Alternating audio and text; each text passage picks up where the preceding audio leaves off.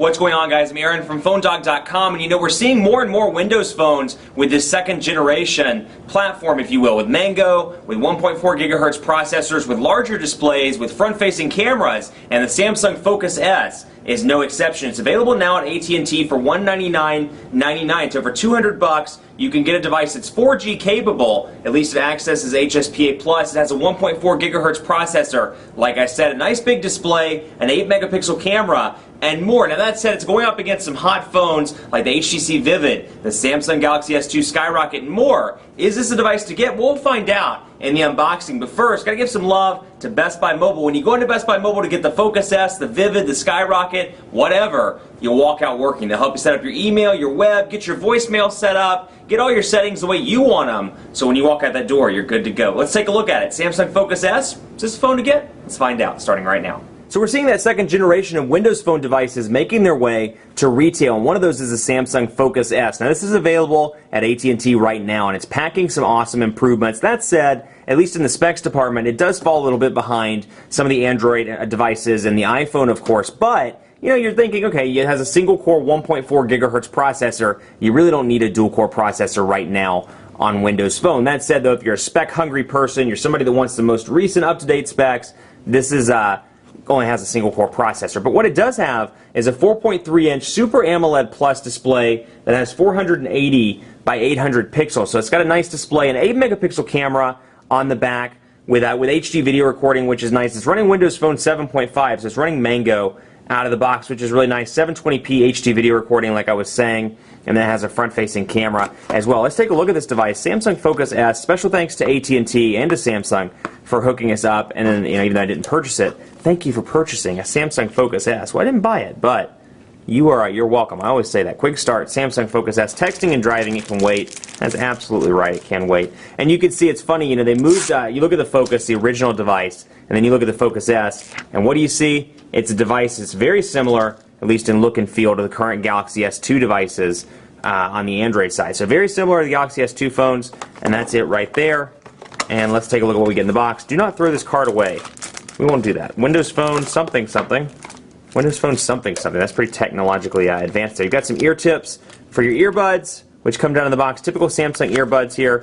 Nothing too exciting, but still, it's always nice to see them include stuff in the box. But it is a $200 device, so I would hope they would include at least some earbuds. But Samsung's always done a great job with including pretty, high-quality earbuds. Those are nice. I'd listen to those, and I have used those before to work out. And it has an inline microphone, volume up and down, and then a call answer and call in switch as well. So pretty nice there. 1,650 milliamp hour battery, and I'm doing too many things at once here. Let's go ahead and open this up and see what comes in the box. It comes in with the instruction manuals.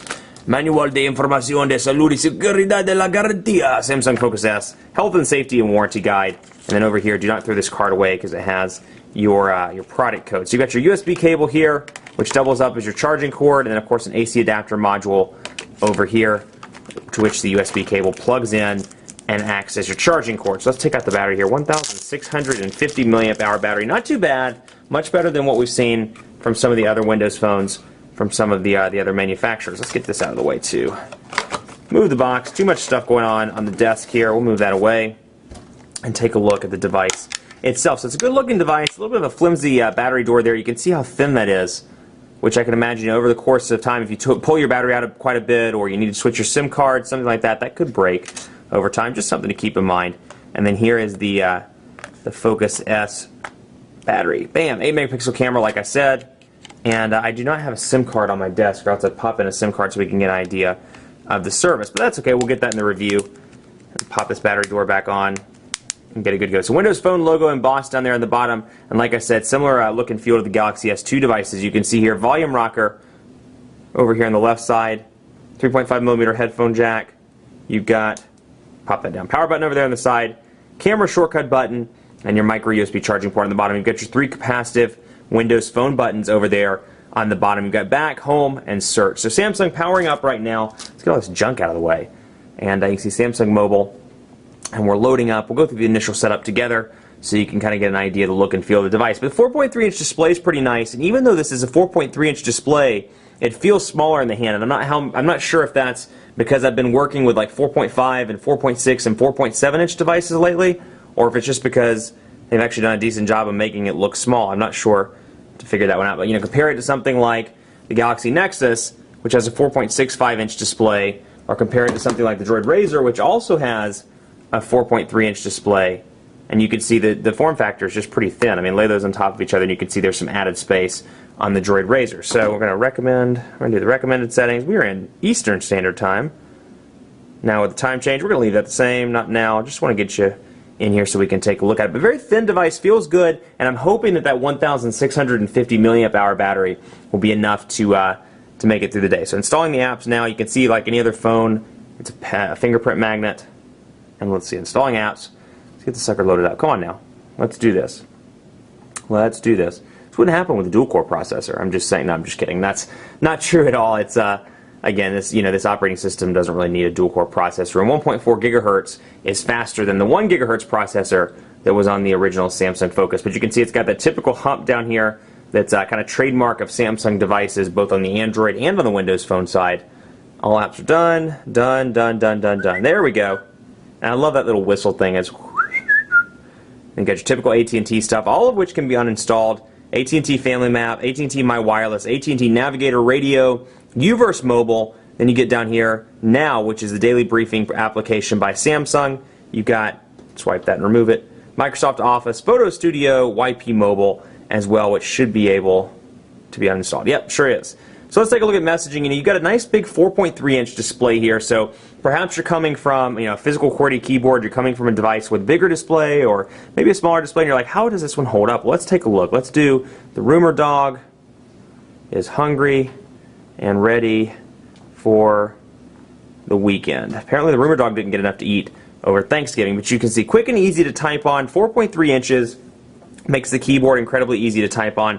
And I've always found this kind of interesting on Windows Phone. You do lose some screen real estate because of the notification, little drag down notification thing that lets you know your battery status and your Wi-Fi and your signal strength if there were a SIM card. But see how much dead space there is on the keyboard here. They could have made this so much longer and just maybe made it up here, made it a little bit different in the programming side of things, but alas, they didn't do that. So you can see it's still pretty easy to type on.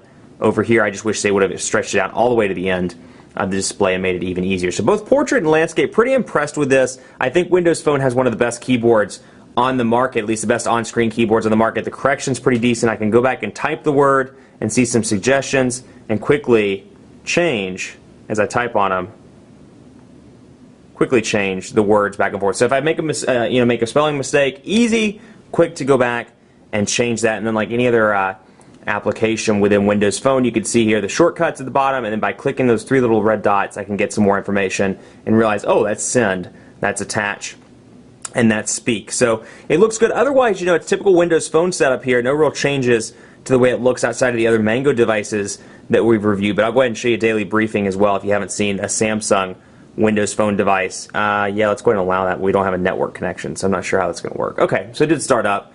Now you can see weather, news, stocks, and if I had an AT&T SIM card in this bad boy, which I will have one in just a few minutes, stocks would auto-populate, news would auto-populate, we'd see weather for the city, and I can see currency and top tweets. So a nice little application from Samsung, because Microsoft is pretty stringent about what they require, or what they allow rather, to be installed over Windows Phone. So you see HTC doing this with some of these applications, HTC Hub, which looks just like Sense, but since they can't install Sense over Mango, they do applications instead. Same thing with Samsung here, this daily briefing, kind of a nice little substitute maybe to TouchWiz 4.0, since again it's a stock experience across the board for the most part with Windows Phone 7.5. Much more coverage to come on PhoneDog.com with the Focus S.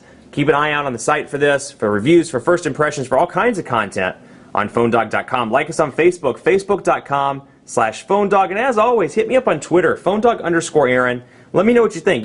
Would you buy something like this? Would you buy something like the HTC Vivid, which is also $200? Let me know. Maybe they overpriced this. I'd love to hear what you think. Hit me up, PhoneDog_Aaron, and on Facebook at Facebook.com/PhoneDogAB. Thanks so much for watching. We'll see you next time, and keep it locked on the site for more coverage of the Samsung Focus S Windows Phone.